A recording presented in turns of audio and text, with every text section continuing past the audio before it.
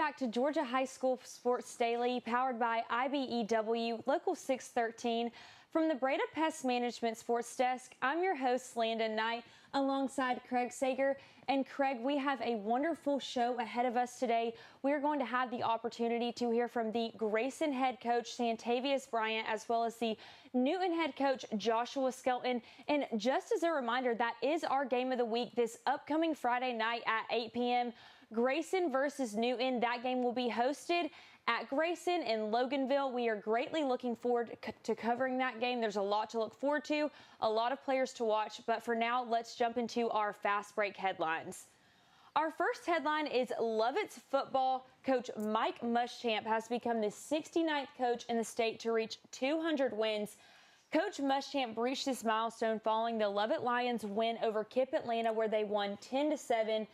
This victory has now improved Lovett's record to 4-1 for the season.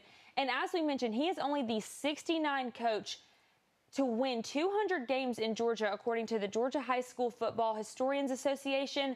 Muschamp is in his 21st season at Lovett and has compiled a 175-81 record with 3 region championships and the 2013 state title. Lovett also played for the state title in 2007 and made 3 other trips to the semifinal round. So, Craig, the Lovett Lions have an upcoming region matchup this Friday to Holy Innocents.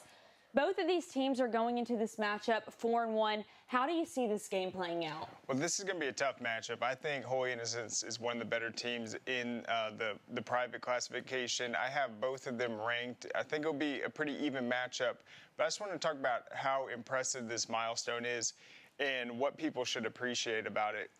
We see on any typical year about 70 coaching changes across the state in the coaching carousel. It's rare to see a guy that's been at the same place for 23 seasons now, or I guess 26 seasons. I might be off on that one, 26. But this is a team that has made the playoffs, I think, 23 straight years. He's delivered a state championship before. They're just a consistent machine. And what's cool about having a coach at the same place for a while, the Lovett players that are playing in 2025, they can connect with the players from the early 2000s that also played under the same coach. It actually reminded me this past week when we were talking to Quinn Davis at Blessed Trinity.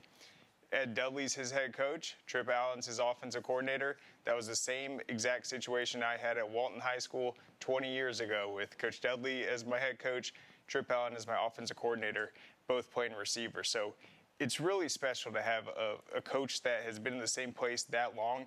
And now that he's hit this 200 win mark, he's approaching some pretty big names. Let's just go over a couple of them. Keith Maloof, he's at 232. He retired last year. You have Jimmy Dorsey of McEachern, one of the legendary coaches. He's at 236.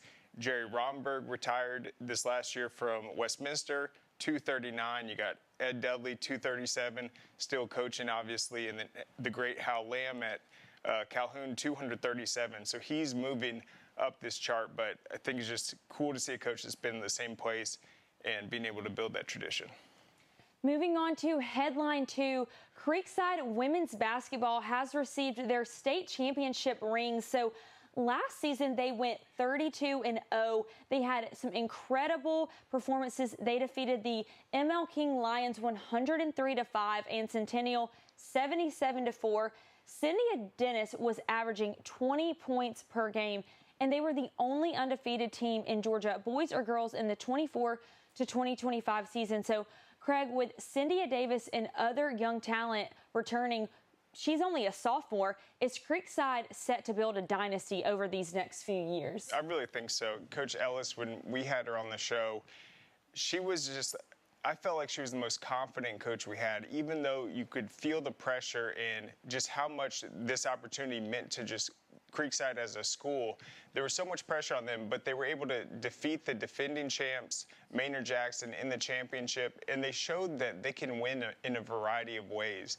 You talked about the scoring of Cynthia, but they won that one in a defensive game. This is a team that prides themselves on defense, offense. They have a lot of young pieces, and when you're in a successful program in the state of Georgia it's inspiring young girls with how popular women's basketball is right now to want to play for this team. And now that you have that historic state championship, it just adds that motivation where if you're suiting up at Creekside for this basketball team, you have an opportunity to continue something very special that is certainly in the process of being built.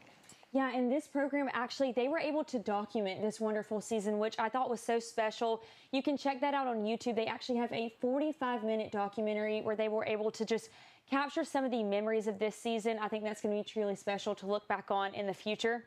Moving on to headline 3, Allatoona Volleyball's LK LaMonica has reached 3,000 assists. LK LaMonica becomes only the second player in Allatoona volleyball history to reach 3,000 career assists. As a senior setter and captain, she's been instrumental in orchestrating Allatoona's offense. So, Craig, reaching 3,000 career assists is incredible, but how do you think that her leadership and consistency has been able to influence Allatoona's 16-game winning streak? Yeah, it's very impressive. She's obviously been a multi-year starter, and you're going to have different different outside hitters come in. You're going to play different opponents. Some of the defenses will be more formidable that you got to game plan around. But when you have that consistent setter, we saw it last year with Alpharetta Abigail Lee winning the Gatorade Player of the Year. That's just such an invaluable position, knowing where to lead the offense. She's having to not only just react in just a split second, but also see where the defense is, making adjustments that their coach wants within the match. And I don't think Allatoona's current win streak, this 20-game win streak they're on, would be possible without her. Just having that consistent ability to get her teammates involved. I think they are a strong contender in this loaded Class 4A classification. They've already proven it. They've beaten Cartersville. They seem to be peaking at the right time, and I'm glad I've been paying attention to them and put them in the rankings a while ago, because now they are a red-hot team. Moving on to headline 4, Pope has named their athletic field after former football player Matt Hobby. Pope High officially renamed their stadium, playing Surface Matt Hobby Field, in honor of Matt Hobby, a former player who died of cancer in 2006, just months after graduating. Hobby wore jersey number 70 for the Greyhounds. The field name coincided with the 20th anniversary of Pope's Four Quarters Format fundraiser, which has since evolved into the Four Quarters for Research. So that fundraiser has raised over $400,000 at Pope alone and expanded to 300-plus schools nationwide. Craig, what kind of impact do you think this moment has on Matt's family, knowing that his story continues to inspire people? Yeah, they've been doing this work for 20 years now, and the Rally Foundation that was founded in 2005, they've actually raised $5.5 million for childhood cancer. The $450,000, that was the most out of any high school in the entire country, actually, and it came at a really great time. They had the big win over Lassiter. I think it was 49-7, first time they've beaten them since 2018. So, I mean, it's just, sorry, my bad. I got to correct myself. Lassiter won that matchup. But in terms of Pope honoring this legacy, this is something that's been going on for 20 years. And it's great to recognize Matt Hobby, but also the work that this foundation has done has been really impressive. Moving on to headline 5, Jake Johnson breaks rushing record at Strong Rock Christian School. Running back Jake Johnson became Strong Rock Christian's all-time rushing leader with 2,847 career yards, surpassing Demetrius Knight Jr.'s records, who is a current member of the Cincinnati Bengals. He was a Patriot in the 2015 through 2019 season. So Johnson scored a 4-yard touchdown immediately after breaking the school record. We also want to give a shout out to Kingston Stevens at Strong Rock. He was recently named the Defensive Player of the Week at Strong Rock Christian School. He is ranked in the top 9 nationally for the GIAA defensively. He has had 12 tackles, 7 of them being solo tackles this season. So now Strong Rock has moved to 4-2. Their next game will be this upcoming Friday night, their homecoming game against St. Anne Pacelli. So, Craig, how impressive is it for Jake Johnson to break this record as a junior? Yeah, when I first saw the story, I mean, I assumed that he would be a senior now. He's got one more year left. And we cover a lot of the GHSA schools. We're giving some GISA schools some recognition now. They play great football. Strong Rock Christian's a powerhouse. You mentioned him breaking the record of a guy that's now in the NFL. This season, real quick, Johnson, he's played 6 games. He's already at 894 yards, 13 touchdowns, averaging 150 yards per game. They still have an opportunity to make that deep playoff run, so his numbers, looks like this might be a record that stands for quite a long time. And as we mentioned earlier, Grayson was recently named the #1 team in the country. And right after this, we're going to have the opportunity to hear from their head coach, Santavius Bryant. Craig, what are you most looking forward to hearing from him? Well, I just want to focus specifically on this matchup. I feel like this Newton matchup is the biggest one on Grayson's regular season schedule. Even though they're going to play those big Collins Hill matchups, this one means so much because there's so much history between these teams within the region. I feel like Newton has the speed, the size, the balance offensively to really give it a tough game. So they're going to need their focus, turnovers, mistakes. They're going to have to be very low for Grayson to come out and get this win. But it's just been impressive what they've been able to do. I don't think there's really a weakness on this team. They're just so big, physical at every position, even the skill positions. They have the ability to grind it out offensively, but also spark that big play. So this will be a very exciting game, and I'm looking forward to it. I think it's an honor to be able to broadcast the #1 team in Georgia and the country this week. Well, we will be right back after this break to hear from Grayson head coach Santavius Bryant. Don't go anywhere. Nobody wants to hear the word roaches because who wants to admit they have roaches? I actually found some weird roaches. I didn't know what they were. I decided to choose Braid Up. I reached out to them. They check in routinely. They're explaining what they're doing. So there's a lot of clarity in the process as well. I think that just speaks to the level of safety that I feel with the organization. The facts are, roaches are everywhere in our environment. So what are you doing to keep them out of your home? Braid up, braid up. No need to be afraid of bugs.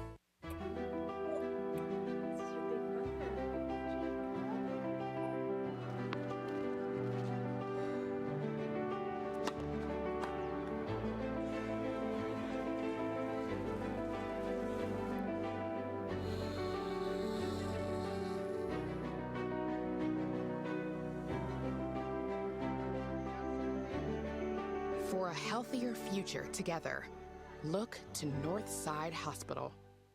This makes my dad proud. He went through his whole career as an employee. Now I'm the employer, something he didn't achieve. We are signatory to IBEW and do IBEW people wherever we go that we feel like they are faster and better than any of our competition. The advantages of being a signatory contractor is you're trained employees. You have unlimited manpower. It allows me to bid on jobs that I ordinarily would not go after. Man, you know how to do this? Man, I don't even know. I was flipping burgers last week. Violation, unsportsmanlike conduct, impersonating a craftsman. Skilled trade unions are well-trained career pros, not part-timers. Construction is a rewarding and lucrative career with advancement potential, but you have to do it the right way with the right training. Learn how you can be a pro. Find your career at GeorgiaConstructionCareers.com. You may know Tidal Wave Auto Spa as the world's greatest car wash, but did you know Tidal Wave also has the easiest fundraiser? So easy, our mascots think they can do anything, like making the big play on the big stage. Okay, maybe just a dream, but it is a super easy fundraiser. Just sell wash tickets and watch the money come in. If your flag football team, school, church, or group needs funds, go to TidalWaveAutospa.com and get started today. Georgia's Rome is the place to be this season. Visit our vibrant downtown. Enjoy live concerts, attend street festivals, and see Wings Over Northwest Georgia Air Show. Plus, you can enjoy a haunted tour or two and these upcoming events.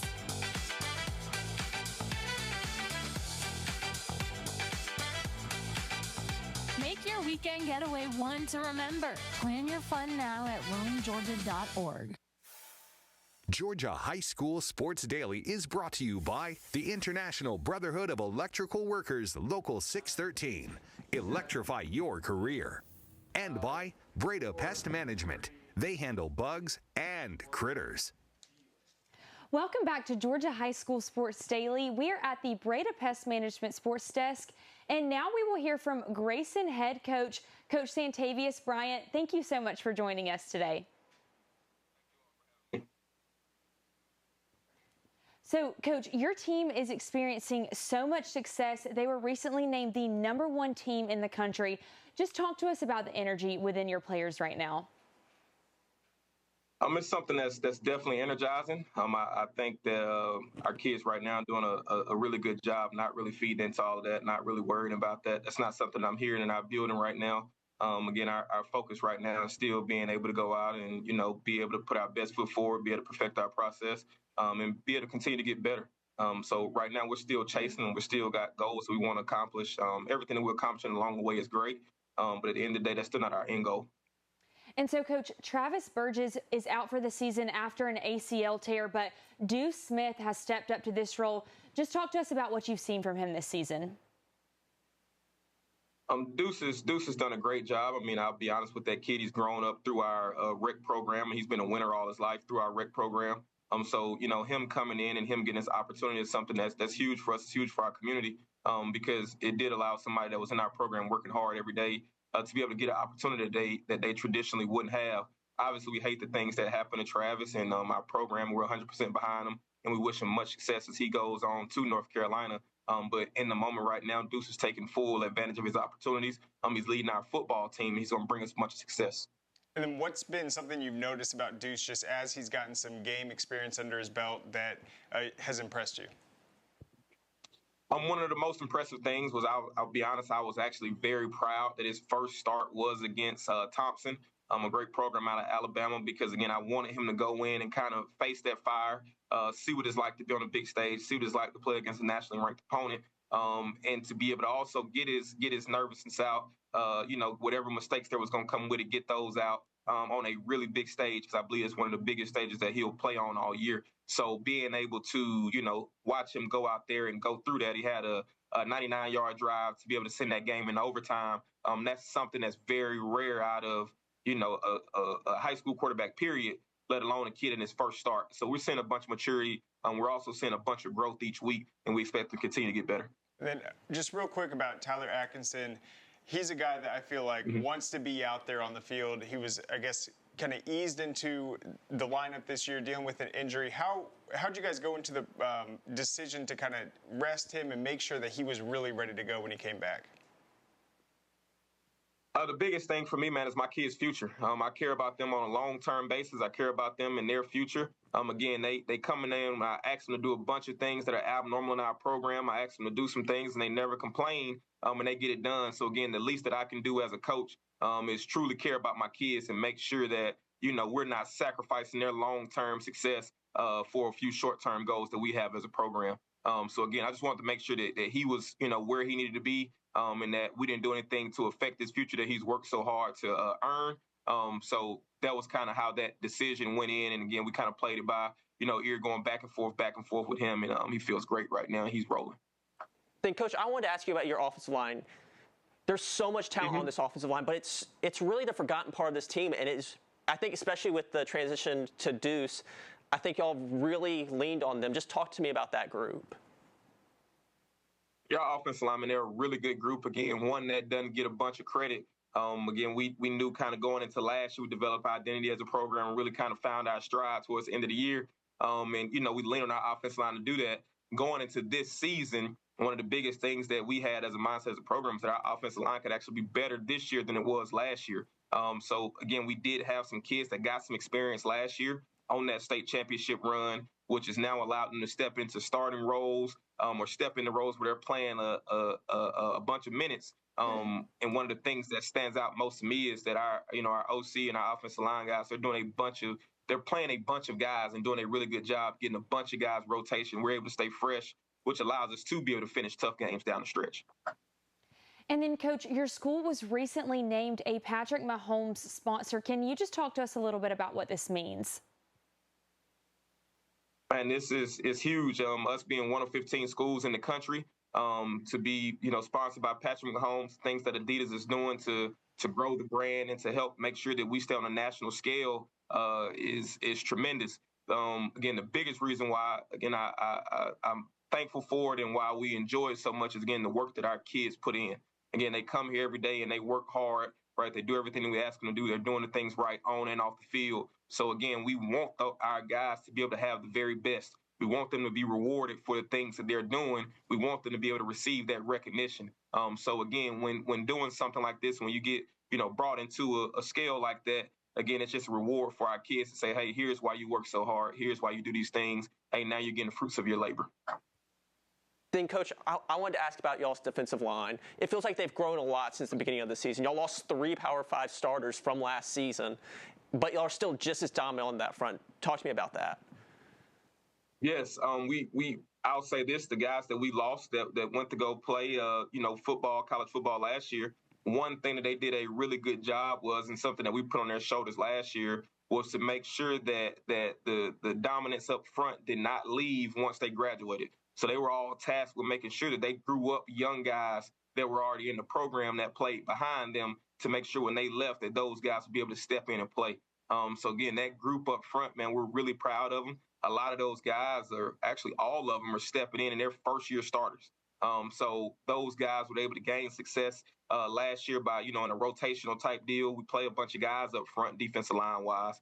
So they were able to grow through some moments. They were able to get into some big-time stages last year as some rotational guys and some backups. And now they're on those same big-time stages this year just as starters. So, again, I thank those guys that went off to go play college ball. And, again, I think one of the best things about those guys is all those guys that went off to go play college ball are now all playing for their respective university as freshmen. So, again, they did a tremendous job not only preparing themselves, but preparing the guys behind them. And, Coach, last year this Newton game got pushed back to the end of the regular season with everything that happened. It's a huge matchup. I mean, this is such a big rivalry. It means a lot. What are you just looking for your team against this great Newton team? Again, every week is about getting better, going out and making sure that we're doing the things we need to do to be able to, reach our end goal. So, again, being able to have an opponent, giving a bunch of respect for their program and the things that they do. Coach Skelton is doing a great job over there. And, again, those guys are going to come to play, and that's something that we know. So, for us, it's about, again, just going to take another step forward, right, moving in the right direction to be able to help us accomplish our end goal. And then, Coach, we mentioned this is a home game. So what is the atmosphere like in your stadium on Friday nights? Oh, it's been great. Every game that we've played, again, whether it's home or away, I mean, the stands have been packed. Our fans are really into it. Our community's really into it. Everybody's bought into it. So, again, right now it's a really good time for our program and also our community as we're continuing this to continue to go forward. So I expect it to be really packed. I expect the crowd to be into it, and it'll be a great atmosphere. And then, Coach, I just wanted to ask you about Eli Harris, what he brings to the linebacker corps beside both Anthony Davis and Tyler Atkinson. Yes, sir. So Eli's, again, another kid that he got some rotational minutes last year and he stepped into a bigger role this year as a starter. Eli's a very versatile guy. He could be in the box. He could play out at apex in space. So, again, he just brings a little bit more versatility where, again, all three of those guys, I could be honest, all three of them can go and play each spot and be very, very good. But like I say, Eli just gives us a little versatility. He's a kind of Swiss Army knife. Well, Coach, we are looking forward to covering your game this upcoming Friday night. Thank you so much for joining us today. Thank you for having me. I appreciate you all, and thanks for everything that you're doing for Georgia high school football. We will be right back after this short break. Don't go anywhere. Welcome back to Georgia High School Sports Daily. We are at the Breda Pest Management Sports Desk, and now we're going to talk a little bit about our upcoming Corky Flag football event. So this event is returning for the second season in a row. Teams across the state are going to be traveling to West Forsyth High School this upcoming Monday, September 29th, and this year's schedule consists of Harris County against Milton, which will be followed by Greenbrier taking on Blessed Trinity at 6:15. The nightcap of the 2025 Corky and Dave Hunter Flag Football Classic will feature 2024 Division IV state champions, the McEachern Indians, facing off against the Pope Academy Knights at 7:30. followed by the finale of the 2024 Division III state champions, the Pope Greyhounds, facing off against our hosts, the West Forsyth Wolverines, at 8:45. And you can buy tickets for this event and research more on the Score ATL website. But Craig, I just kind of want to talk about the process of flag football. And given the success of the inaugural season, what are your expectations for growth moving forward with flag football? Well, the expectations are huge. I think what's interesting with Georgia, we have flag football kind of starting in the fall and winter. We've mentioned some of the other states have it in the spring. We're seeing it start to take precedent and priority as a sport where these girls are still going to be recording in athletes, progress. But the opportunity to use flag football as a scholarship opportunity or an opportunity to play at the next level is increasing. So that's what I think is going to be important just with these next few years as more college programs are starting to kind of build towards being able to have those flag football programs. The first several years have been outstanding. The goal to have every school in the state create a team, that's almost been accomplished. We saw a ton more get added. The divisions are increasing, and we're starting to see the creation of rivalries where the teams are starting to have history, and I think that's what's interesting about these matchups specifically. These are all teams that have had a ton of success, a lot of returning starters, but then other programs where you look at like McEachern, who ran the table last year, they're going to be replacing some key personnel, but I'm interested to see in how some of these teams are able to adapt. And so, Craig, this year's lineup consists of hosting 3 of last year's 4 state champions. What matchups are you most looking forward to? I think Harris County and Milton, just to start things off, is really interesting. Harris County has Madison Cawley as quarterback. She is unbelievable. I think she's one of the fiercest competitors we've seen in flag football. There's so much she can do leading this offense.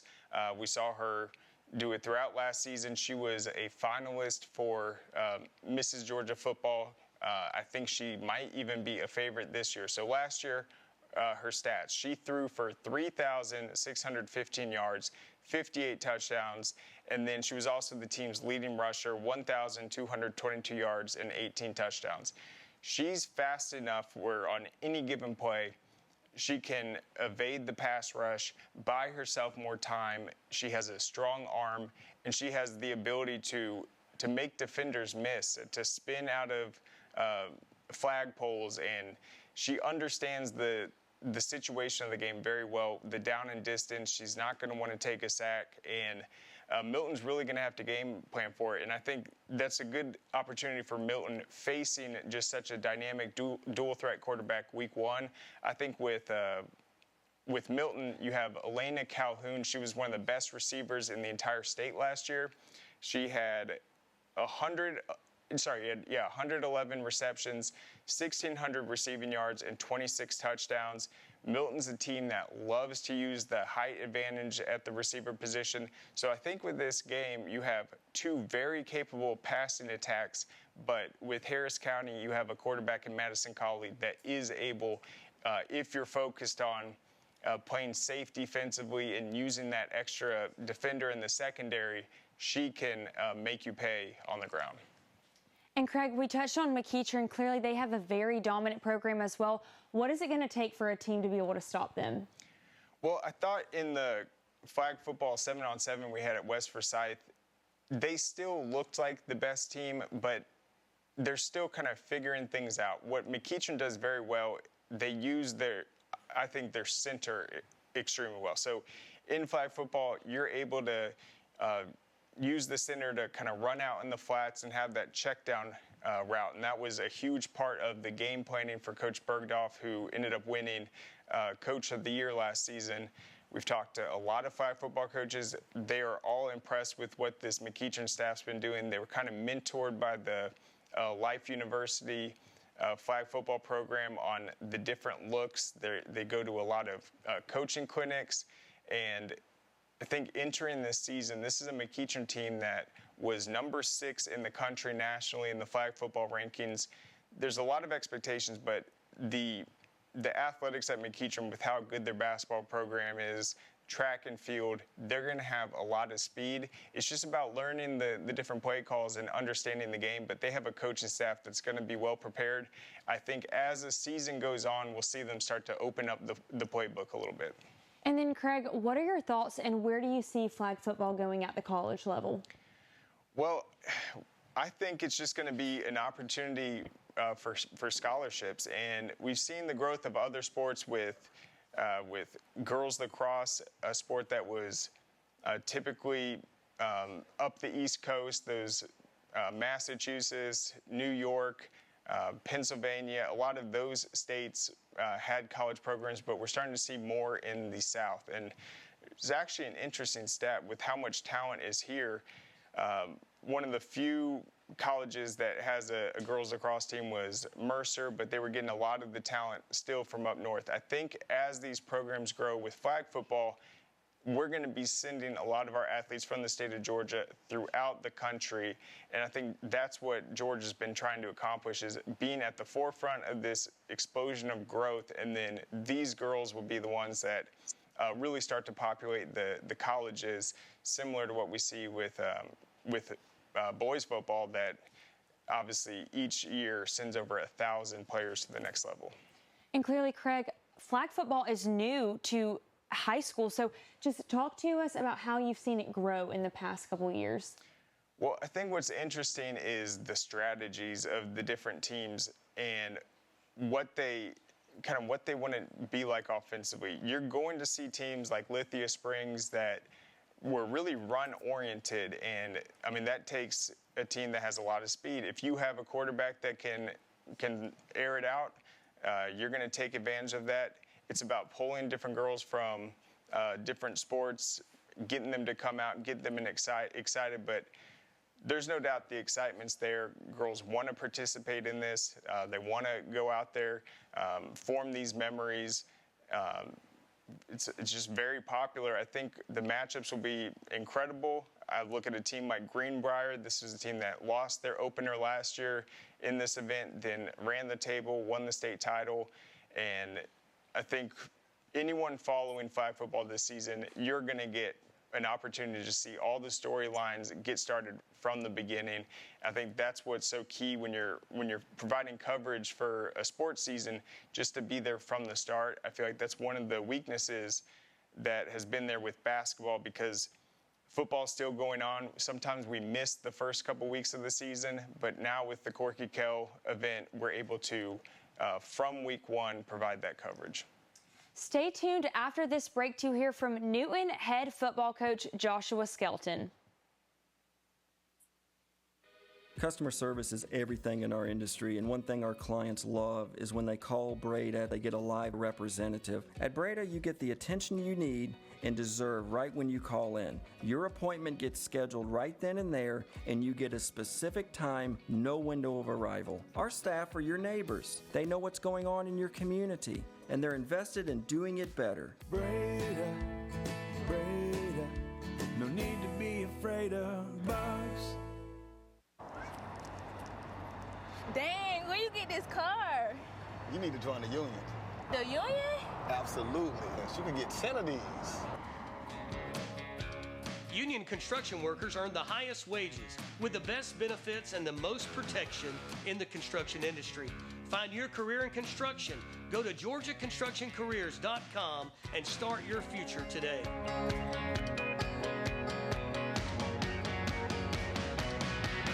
A journeyman with Local 85, when you turn out, you can be hitting six figures. Hey, I have your back, you have my back. We're gonna do this together. We're one for all for one. College just wasn't for me. Let's look into actual career jobs that wouldn't take college, where I wouldn't, lose money and all that. Instead of losing a lot more money at the end, why not make money and make more money at the end?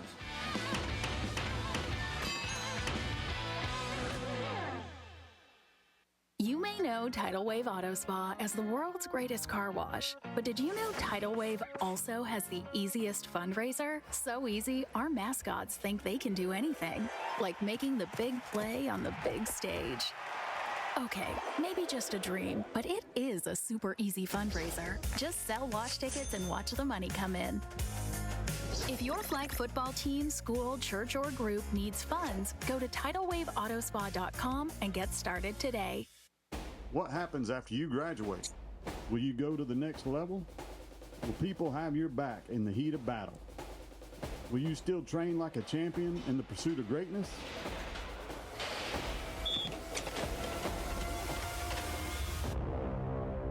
You will when you become an IBEW electrical worker. Join our team. Visit IBEW613.org. Welcome back to Georgia High School Sports Daily. We are at the Breda Pest Management Sports Desk, and now we will hear from Newton head coach Joshua Skelton. Coach, thank you so much for joining us today. Thank y'all so much for having me. So, Coach, clearly you have a tough road game ahead this upcoming Friday against Grayson. What are you capitalizing on in practice this week? Just working hard every day. Guys working on communication. Guys working on getting better. I think, we got to take our previous experiences from the non-region, having our first region game, and getting better. We're in a tough region, as we know, but we got a great opportunity this Friday. We got a great opportunity every Friday. So we're really, really excited. Our boys are excited. Our boys are working hard, and our coaching staff has put together what I believe a great plan. And then, Coach, what do players like Derek Miller bring to your offense? Speed, enthusiasm, toughness. He pretty much embodies everything we want to be. This guy's really, really fast, great hands. I think he has the ability to catch contested passes. And he's just a great teammate. He's a guy that has been leading us and bought into what we wanted to do here from a culture standpoint to our program, does great in the building, great student, and a guy that's, a joy to coach. So, we're going to continue to lean on him, and he hasn't let us down. Then, Coach, I wanted to ask you about Kevin Hartsfield. I don't believe he played last week. Just kind of what's his status right now? Yeah, he'll be a game time decision. His health is the utmost important for us. As we know, in my belief, I think he's the best back in the country. He's a guy that's been around here since he's been in 5th grade. Just around our program as we coach his older brother as well. So just making sure he's healthy, making sure we're doing the right thing for him. And then we obviously thinking about long term. It's a long season, and we'll evaluate him on Friday and see what it looks like from there. Then, Coach, in his absence last week, y'all had 2 running backs really step up, Tavian Thomas and Darius White. Just talk to me about the depth y'all have at running back. Yeah. I mean, our backs are built, are built with toughness, and that's what we lean on. Tavian Thomas is a guy that necessarily hasn't got a lot of key burn throughout the early part of the season, but we know what he can do. And nothing that he did surprised us. There's something that he's been doing in practice every day, got his opportunity and shine from there. Darius White is a guy that's been carrying the load for us, along with Kevin Hartsfield and some of those other guys all year. And, these guys are built with toughness. We stick to our identity. We know who we are. We know who we want to be. And we're very, very proud of those guys. And, we got Carter Lumpkin that'll be returning here as well. So, we're excited about all our guys. And then, Coach, just talk about how big last week's win was over Archer, just the way you guys were able to close out the first half, provide the answers, and just come away with that victory against a big region opponent. Yeah, Archer, I mean, just playing those guys, those guys are always put us in a tough atmosphere, tough game, whether we're traveling there, they're coming here. Their coaching staff do a tremendous job. Their quarterback is amazing, everything. So we showed a lot of grit, and we showed that we can finish a ball game. And I think that was a great win. I mean, their coaching staff did amazing. So to be in that type of dogfight is good for us. Went down to the last moment of the game. But our guys learned a lot about themselves, and I think we came out on top with a better mentality going forward. Then you're talking about the speed guys like Derek Miller provide. Just how pleased have you been with the explosive ability of the offense this year? Been very, very pleased. I mean, Derek Miller is a guy that anytime can take his 60, Kevin Hartsfield. But I've been very pleased about all of the guys we're using. You look at the number of guys throughout the ball game and throughout our season so far that's touching the ball and providing answers for us on every key moment of the game. It's been amazing, right? So we got guys in the backfield, we got several key receivers, and we're young, right? We got young guys, old guys. All these guys are contributing to our wins. We're a much different team than we were last year in terms of classification, right? We're young, and these guys have stepped up to the plate and are embodying what we want to do. So we're explosive on offense. We're leaning on the offensive line every moment of the game. We got a senior quarterback that's showing that he can provide explosive plays with his legs and obviously with his arm as well. He's been doing it for a long time. So very pleased and happy and excited about the opportunity ahead. And then, Coach, just talk to us a little bit about your coaching experience and what brought you to Newton and essentially how you implement that winning mentality within your players. Yeah. Just my experience here. I've been here a long time. Been here since 2012. Just starting off as a volunteer here all the way to where I am now. The thing that always attracted me to Newton is the blue-collar mentality, the toughness, the hard work, the grit that the whole community is based off of. So these guys always come from a great blue-collar background. These guys are here to work, right? These guys are here to work year-round. They're involved in some type of sport activity, and they're getting better. And I think that pretty much molds us to where we are now. And my key goal every game and every week is to continue to embody mental toughness with our guys. It's more mental for these guys, especially at this point in the season than anything. And you're always trying to stay healthy and things of that nature. But our mental toughness is something we lean on just as much as our physical toughness. And then, Coach, how has Martez Jones been a leader in your program? Martez Jones has been tremendous. And when you look back, Martez Jones was actually a quarterback for us. Martez Jones was a quarterback for us. His pretty much his freshman and sophomore year. Sophomore year, he started playing a little safety, playing quarterback as well. And obviously, we made a full-time switch for him in the offseason. One thing that's always stuck out to me is his toughness. His grit, his ability to learn, retain information. He's always been a ball player, played football for a long time. So, but he's been leading us, since day one, and we expect him to continue to make big plays. Coach, I wanted to ask you about this transition from Archer to Grayson. We know that Archer loves to throw the football. They're very much an air raid offense. And now you're transitioning to a Grayson team that really wants to play this in more of a phone booth. They have some great wide receivers, but they're going to run the ball and be very physical. How are y'all handling that transition? Yeah, I mean, we play some physical teams. We feel like in the early part of the year, we can kind of lean back and relate a little bit back to some of those previous games. We went down and played a great team in Bryant, Arkansas. We played in Douglas County. So we know Grayson is a great team. Grayson is a very, very physical team up front. I don't think they're trying to trick anybody in terms of what they're trying to do from an identity standpoint. Coach Bryant has done an amazing job with those guys, and their championship pedigree. Those guys are returning champs. So our guys are focusing in on playing. All 11 guys have to play ball. Whether it's in the pass and the run game, and that's what we're focusing on. And our guys are going to be challenged. But at the end of the day, our players are going to have to make some plays. Then you touched on Deron Benson for a minute, your senior quarterback. Talk to me about the leadership he brings to this team. Yeah, Deron has won a lot of football games. When you look at the Newton history, you can date back from the year 2000 probably to now. Deron Benson's production in Newton football is second to none. Right, he's won a lot of big games. You look back, even as a freshman, he won big games. So this guy has played a lot of football here. This is a tremendous leader. This is a guy that you want to, in the foxhole with you. His mental toughness is second to none. Right, he's been playing a lot of ball, but just the way he leads he don't just lead the offense, right? He lead everybody.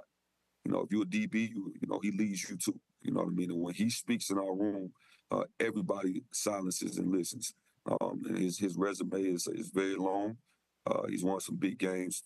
So, just proud of what he's been able to do throughout his career. And we're very proud of what he's doing this year, and we expect him to continue to do those things going forward. Well, again, that was Newton head coach Joshua Skelton. Coach, we're looking forward to covering your game this upcoming Friday night. Thank y'all so much. Thank y'all for the opportunity. We will be right back after this short break to take a look at some of the recruits that are expected to attend the Athens, Georgia-Alabama game this upcoming Saturday.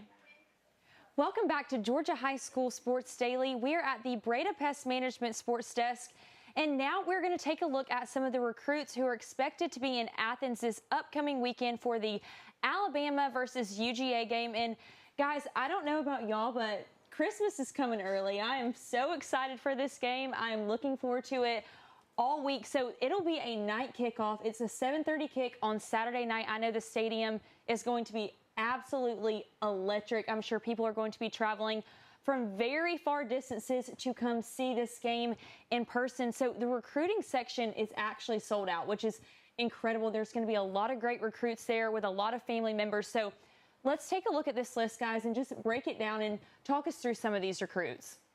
Okay, so I think a really interesting one is Corey Howard, the first name on this list. This is a kid that just took a visit to Alabama. This is a guy that's really rising up recruiting rankings. He's massive 6'6", 6'7", defensive lineman. A guy that was really under the radar just a few months ago has now become a national recruit. It's going to be interesting to see how his recruiting keeps going, even though he's already committed to play at Georgia. Lots of teams really want him. That's a great point. Landon, you're familiar with the recruiting at Georgia, just being behind the scenes. When you see the players that are already committed, what's it like for them to maybe talk to some of these players that still have their recruitment open, just guys that have already made that commitment? I definitely think one of the things that stands out about Georgia recruiting that they can attest to is the atmosphere of what unofficial and official visits look like at Georgia. Being able to come to this recruiting lounge, it's absolutely incredible. It's a 5-star experience from the time you step in to the time you leave. Just that hospitality that Georgia recruiting is able to offer to these players and their family members. They're very intentional when it comes to recruiting. They're very intentional about how they approach these players. I definitely think that it is absolutely an incredible experience. If you're committed, absolutely. But even as somebody who is not committed, they try to make this experience top tier. And then for these players, you've seen it from them at the game. Do you get the sense that all these guys are just going to be glued to the action? I mean, how busy is their schedule when they're there? What are they trying to achieve? So it's very, very busy. So whenever they come in, not only are they able to socialize and mingle with the fellow recruits, but they're given a meal, so they're able to sit down with their family and have one-on-one time with coaches, as coaches are able to kind of fluctuate in and out as they're not on the field with the current players. So after the meal, they're then able to go on the field and experience what a warm-up is like at Georgia, which, as you can imagine, absolutely incredible, especially a game like this. I know every recruit there is probably going to be having a blast. So honestly, like I said, from the time they get there to the time they leave, it's very busy. They have great seats right in the end zone. Perfect spot to watch Georgia and Alabama this upcoming Saturday. And then let's pull up that list again. We saw the Jacobs brothers up there, Dawson and DJ. They're very well familiar with Georgia. It's like a second home already. But talking to them, it looks like their recruitment is kind of still open. They want it to be their own school where their father played there, but it looks like they still might be open with their decision. Yeah, I think that they're both very open. They both said that just because both parents went to UGA doesn't really matter all that much. But I think that Georgia's still near the top of their list. The other interesting thing is the next 4 players below are all safeties and are all elite safeties. Chance Gilbert's a 5-star in some places. Tayshaun Prince and Kamari Dorsey. Kamari Dorsey, I think, on 3 is the top safety in the class of 27. Tayshaun Poole is a top 5 safety in the country in the 27 class. Then KJ Caldwell is just a freak athlete, 6'2", one of the best players on Parkview, just a really exciting player to watch. Yeah, and he'll be there after the big Brookwood Parkview game going into Athens. How does a night game kind of help them have time to get settled in and maybe make it less stressful? So I definitely think that night games are always the best in recruiting because it allows a travel day. So anybody who's not coming from the state of Georgia, it allows them, if they need to hop on a plane or take a long car ride, to be able to have transportation and get to Athens. So in addition to that, not only does it give them a travel day, but I just think the experience is so much different at nighttime. And now Sanford Stadium has been able to implement things that are incredible. The lighting the whole atmosphere is absolutely different at a night game in college football. Like I mentioned, especially with a matchup like this, Alabama and Georgia in the regular season, the atmosphere is going to be incredible. Then where are you guys going to be watching the game? I'll be watching it from home. Exciting. Earlier today, I'm going to the North Georgia State Fair. Just going to be an amazing day. And yeah, you said Christmas came early. What about you? So at first I was going back and forth if I was going to attend this game in person. And as people might know, if you're not attending this game as a recruit, ticket prices are quite expensive. So I think that I'm going to be stationed in Atlanta, probably sitting on my couch, glued to the TV, anticipating and hoping that the Dogs can pull out this win. Yeah, and then, I mean, last year was one of the best football games I think I've ever seen. It was absolutely wild. I mean, obviously, Alabama got the win, but do you guys feel like this matchup, like, once again, just going to live up to the hype? I mean, it's every time these two teams meet, it's an amazing matchup. It's an amazing game. I can't remember. I guess 2015 would be the last game that wasn't a good game, and that was over a decade ago at this point. So I think whenever these two teams meet, it's always a great game. What I'm looking forward to this Saturday is hopefully not getting my heart broken, and the fact that we are playing this game in Athens makes me so excited. I'm excited for the Bulldogs to get the experience to hopefully capitalize and get the win in relation to some of our SEC championship performances. I'm looking forward to making our comeback in Athens on Saturday night. For sure. And, yep, the recruitment, this game is so important for that process. Georgia wants to go out there, not only put a good product on the field, but have that hospitality and really make these recruits feel welcome.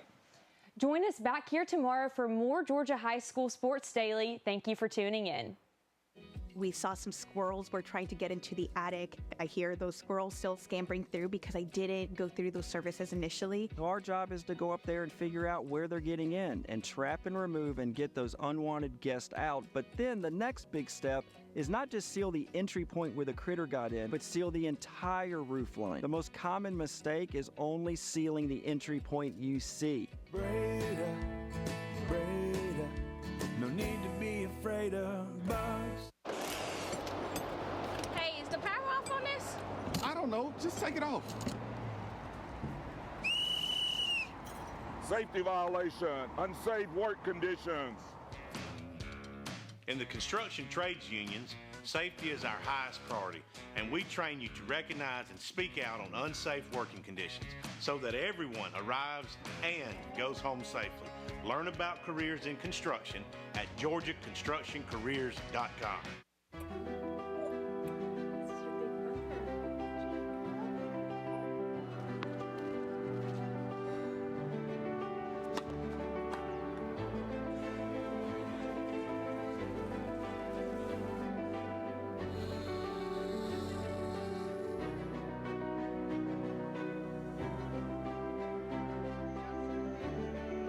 For a healthier future together, look to Northside Hospital. What happens after you graduate? Will you go to the next level? Will people have your back in the heat of battle? Will you still train like a champion in the pursuit of greatness?